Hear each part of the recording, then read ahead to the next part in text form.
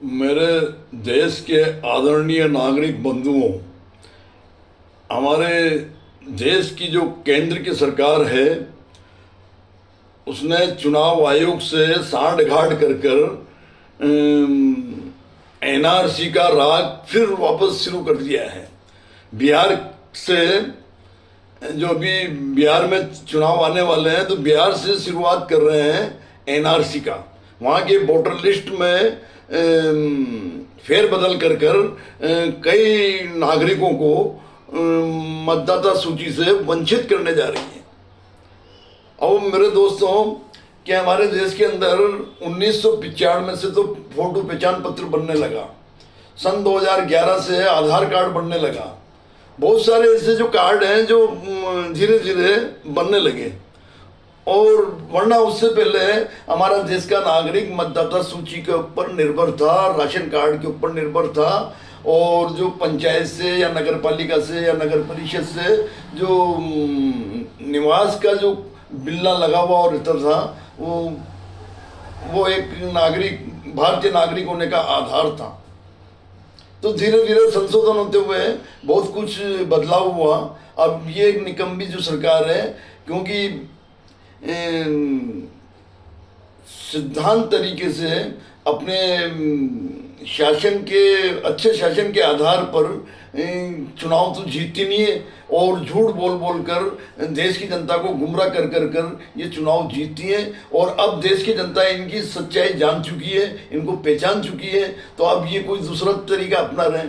कई नागरिकों को वोटर लिस्ट से वंचित करना चाहती है, क्योंकि बिहार कई राज्य ऐसे हैं जो इस राज्य से उस राज्य में कमाने खाने जाते हैं, पलायन करते हैं, और 6-6 महीने तक अपने रोजगार के लिए अलग अलग राज्य में रहते हैं, और सरकारी योजना का उनको पता भी नहीं लग पाता। तो ऐसे लोगों को वंचित करना चाहती है, जो कम से कम 30% लोग बनते हैं बिहार के, और मध्य प्रदेश के, राजस्थान के, कई ऐसे राज्य के लोग हैं जो इस राज्य से उस राज्य में कमाने खाने जाते हैं और पलायन करते हैं। तो ऐसे लोगों के ऊपर सख्ती बरतने जा रही है, उनके ऊपर कानून लागू करनी जा रही है, उनको मतदाता सूची से वंचित करने जा रही है, उनका वोटर लिस्ट से नाम हटाने जा रही है। वो 1987 से पहले का उनके माता पिता का जन्म प्रमाण पत्र चाहिए, या माता पिता का मृत्यु प्रमाण पत्र चाहिए, सन 2014 से का चाहिए, 4 से सन 2004 से चाहिए।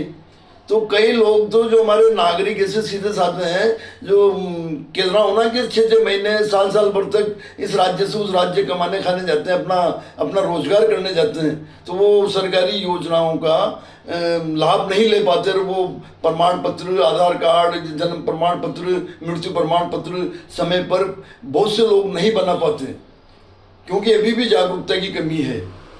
तो ऐसे लोगों को के ऊपर शिकंजा कसने जा रही है ये सरकार, निकम्मी सरकार, जो कि गलत है। इस निकम्मी सरकार से सावधान रहे। और हमारा देश का प्रधानमंत्री देश की जनता से बोलते हैं, मक्खन लगाकर बोलते हैं कि हवाई चप्पल पहनने वाला भी हवाई जहाज का सफर करे। पता नहीं हवाई जहाज का सफर कराकर कौन से मुल्क में ले जाकर छोड़ेंगे ये, क्योंकि इससे पहले के तो जो वादे किए थे वो तो पूरे नहीं हुए। महंगाई नीचे लाने की बात थी, ऊपर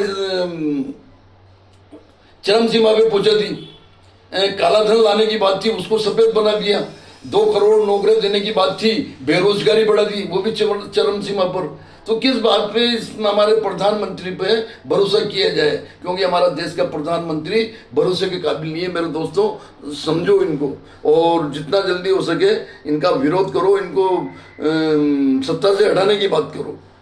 धन्यवाद।